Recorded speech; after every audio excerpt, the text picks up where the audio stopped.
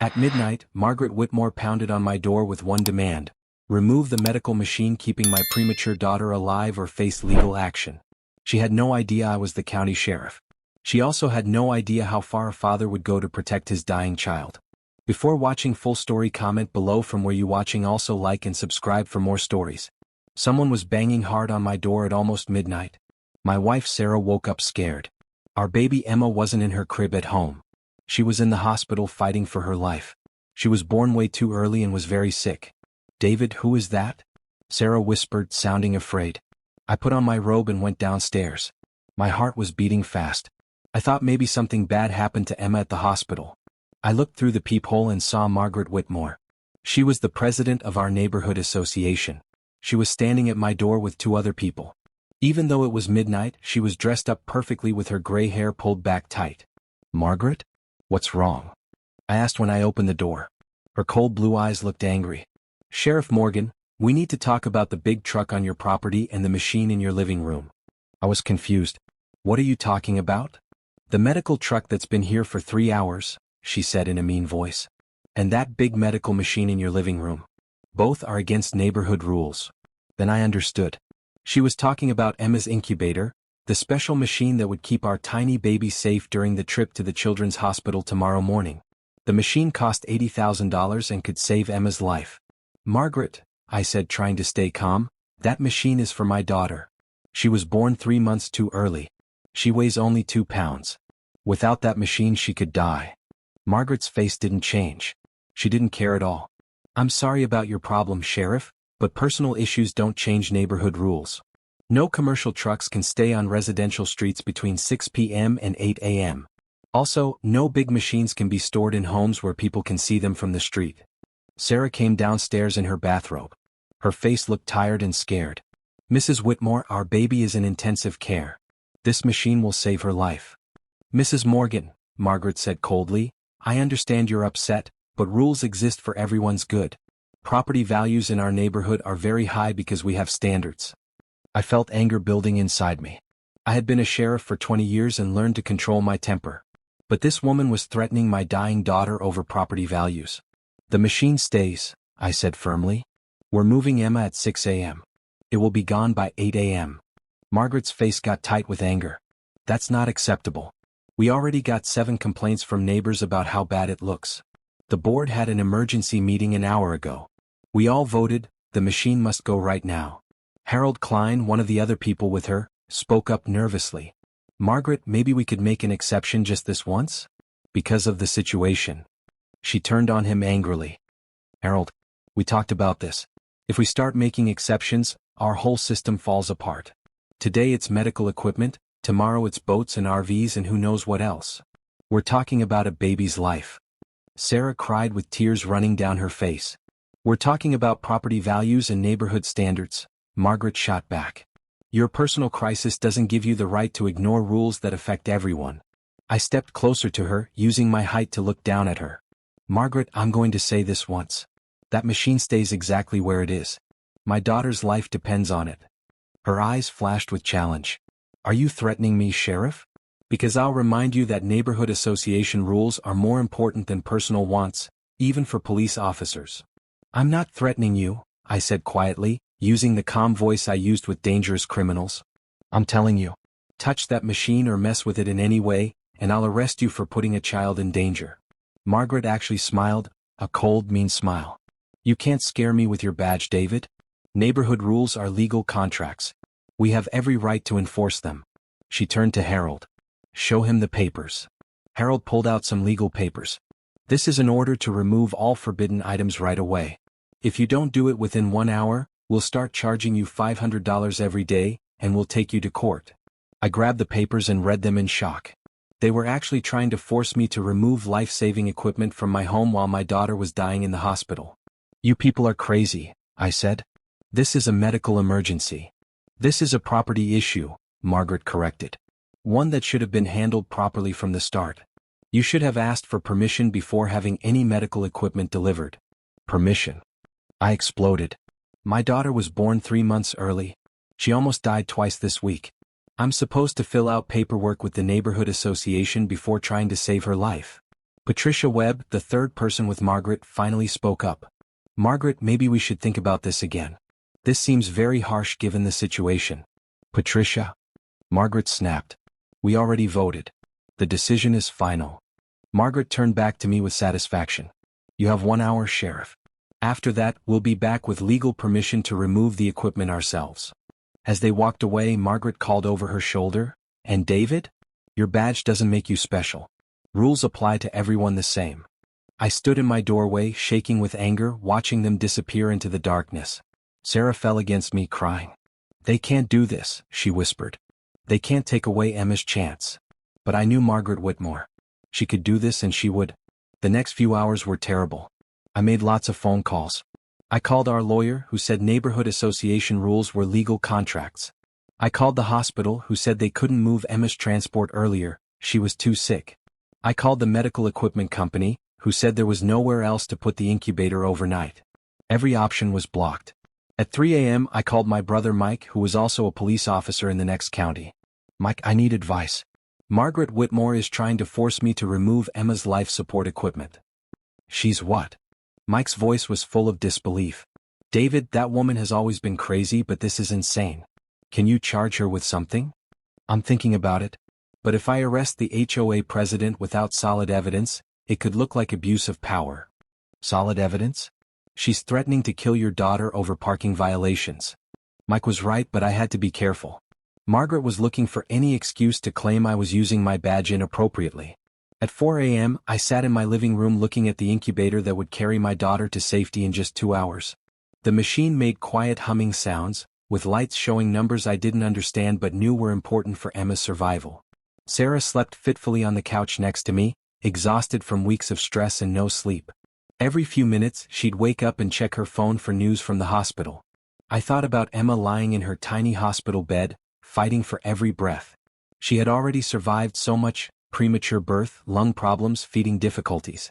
Now she had to survive Margaret Whitmore's obsession with property values. At 4:47 a.m., headlights shone through our windows. I looked out and saw Margaret's silver car pulling into our driveway, followed by a big truck with Klein Legal Services painted on it. My blood went cold. I woke Sarah gently. They're back. Her eyes went wide with fear. It's too early. The transport truck isn't here yet. Margaret got out of her car wearing a business suit even though it was so early. Harold Klein got out of the truck looking sick and guilty. Behind them came 2 big men in work clothes carrying tools. They marched up to our door like soldiers preparing for battle.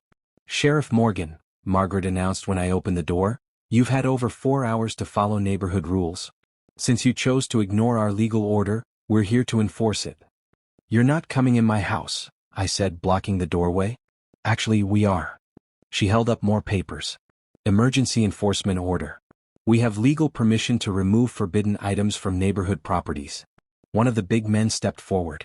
Sheriff, we don't want trouble. We're just here to move some equipment. That equipment is keeping my daughter alive. I shouted. Margaret's voice was like ice. That equipment violates neighborhood standards. It should never have been brought here. Where exactly do you think I should put a medical incubator that needs constant power and temperature control? That's not our problem, she replied coldly. You should have made arrangements that follow neighborhood rules. Sarah appeared behind me, still in her pajamas. Please, she begged Margaret. Our baby could die. She's so tiny, so weak. This machine is all that stands between her and death. Mrs. Morgan, Margaret interrupted, trying to make me feel bad won't work. I've heard every sad story you can imagine from homeowners trying to avoid their responsibilities. The casual cruelty in her voice was shocking. She was comparing our dying daughter to someone trying to avoid a fine for a messy lawn. You're talking about a human baby? I said, my voice getting dangerous. A 2-pound baby who has already fought for her life for 3 weeks. I'm talking about property regulations that everyone must follow, Margaret replied. No exceptions. At that moment, I understood true hatred. Get off my property, I said quietly, my voice deadly serious. Margaret smiled that same cold smile. I'm afraid we're not leaving without that equipment. She nodded to the 2 men who started toward the door with their tools. That's when I pulled out my gun. Nobody enters this house, I said, my voice steady despite the rage burning inside me. This is my home, and that equipment is protecting my daughter's life. The 2 workers immediately stepped back with their hands up. Harold Klein went pale as paper. Even Margaret looked scared for the first time. David, Harold said nervously, let's all calm down. Maybe we can work something out. The time for working things out was at midnight when I explained that my daughter's life was at stake, I replied, keeping my gun pointed at the group. Instead, you chose to care more about property values than a baby's survival. Margaret recovered quickly. Sheriff, you're pointing a gun at civilians. That's assault with a deadly weapon. I'm defending my home and family from people threatening to destroy life-saving medical equipment, I corrected. Any reasonable person would call that justified. Put the gun away, David, Margaret said in a talking-down voice. You're being irrational.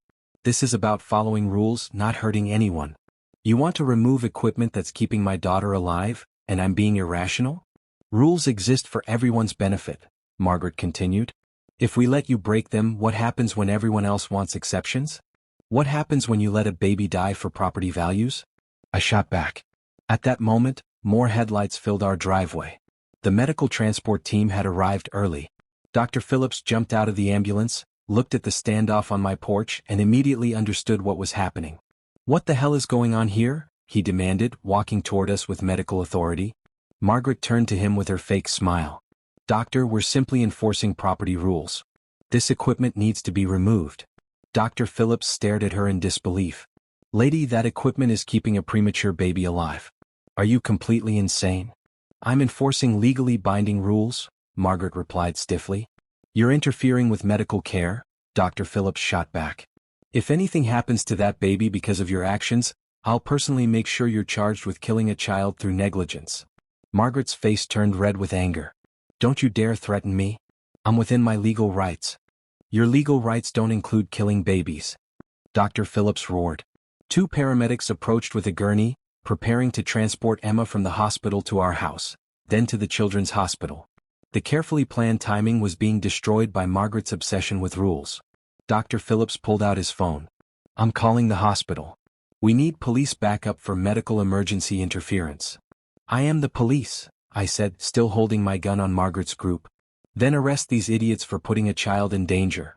Margaret's composure finally broke. How dare you? I'm trying to maintain neighborhood standards while everyone else ignores the rules. If we let one person break rules, what's to stop everyone from doing whatever they want? Basic human decency? Dr. Phillips suggested sarcastically. Compassion for a dying baby? Sarah added through her tears. Rules exist for a reason. Margaret screamed, her carefully maintained act completely gone. Property values. Neighborhood standards. Order. Without rules we have chaos. Without compassion we have monsters, I replied quietly. That's when she completely lost control. Fine, she shrieked. You want to ignore the rules? You want to pretend your personal crisis makes you special? We'll see about that. She lunged toward the house, clearly planning to force her way inside and unplug the incubator herself. I couldn't shoot a civilian, even one as evil as Margaret Whitmore. Instead, I put away my gun and tackled her, bringing her down hard on the porch steps. You're under arrest for attempted destruction of medical equipment and reckless endangerment of a child, I said, pulling out my handcuffs. Margaret fought wildly beneath me, screaming about rules and property values and her rights as neighborhood president. Dr. Phillips supervised as the paramedics quickly wheeled the incubator toward the ambulance. Every second mattered now. Emma's transport window was closing fast. As I handcuffed Margaret, she looked up at me with pure hatred. I'll destroy you for this, she hissed. I'll have your badge, your pension, everything. You'll regret the day you crossed Margaret Whitmore. The only thing I regret, I replied, is that it took me this long to arrest you. Harold Klein stood frozen in shock as I read Margaret her rights. The two workers had run away the moment I pulled out my gun. Harold, I called out, you're also under arrest for aiding and abetting. Wait, he protested. I tried to talk her out of this. I said we should make an exception. Yet you're here at 5 a.m. trying to remove life-saving equipment from a baby. I loaded Margaret and Harold into my police car. Margaret continued screaming from the back seat about lawsuits and rights violations, but her voice faded as we drove toward the county jail. The transport went perfectly. Emma arrived at the children's hospital stable and was immediately moved to their advanced neonatal unit. Over the following weeks, she grew stronger, gaining weight and developing the strength she'd need to survive and thrive. Margaret Whitmore's legal troubles were just beginning. The story of a neighborhood association president trying to remove life-saving equipment from a premature baby spread like wildfire. Local news picked it up first, then regional outlets, then national television. The headline HOA Karen nearly kills baby over rule violation appeared in newspapers across the country. Public outrage was swift and brutal. Margaret's personal information was leaked online, leading to thousands of angry calls and emails. Protesters gathered outside her house every day with signs reading "Baby Killer" and "Rules Over Lives." The neighborhood association board held an emergency meeting and unanimously voted to remove Margaret as president. Several members resigned in shame for having supported her actions. The trial was a media circus. Every major news outlet covered the case of the HOA president who tried to kill a baby over property values. During her trial, the prosecution presented evidence of Margaret's long history of neighborhood association abuse, elderly residents fined for minor violations, disabled homeowners penalized for medical equipment, young families harassed over trivial infractions. When Margaret took the stand in her own defense, she sealed her fate. "I was simply doing my job," she testified. "Rules exist to maintain property values and neighborhood standards. If we make exceptions for one person, where does it end?" The prosecutor leaned forward. "Mrs. Whitmore, are you saying property values are more important than a baby's life?" Margaret's answer shocked the packed courtroom. "I'm saying rules apply equally to everyone regardless of their personal circumstances. Even when those circumstances involve a dying child?" "Especially then," Margaret replied coldly. "The moment we start making emotional exceptions, our entire system collapses." The jury took less than 2 hours to find her guilty on all charges. Judge Harrison looked at Margaret with disgust before sentencing. "Mrs. Whitmore, in 40 years on this bench, I have rarely seen such callous disregard for human life. You were willing to let a baby die to enforce a parking regulation." He sentenced her to 3 years in prison, 5 years probation, community service at the Children's Hospital, and ordered her to pay all of Emma's medical expenses, over $200,000. But Margaret's punishment extended far beyond the legal system. Her husband divorced her while she was in prison, saying he couldn't be married to someone who would endanger a baby. Her adult children cut off contact, ashamed of their mother's actions. She lost her job, her house, and most of her friends. The neighborhood association dissolved entirely, with residents voting to eliminate all restrictive covenants except basic maintenance requirements. Meanwhile, Emma continued to grow stronger. After 2 months in the neonatal intensive care unit, she was finally healthy enough to come home. At 5 pounds she was still small, but her future looked bright. The day we brought Emma home, our entire neighborhood turned out to welcome her. The oppressive atmosphere Margaret had created was gone, replaced by genuine community spirit. Mrs. Patterson from next door brought homemade baby blankets. The Johnsons offered to help with night feedings. Even gruff old Mr. Garcia smiled as he looked at Emma's tiny face.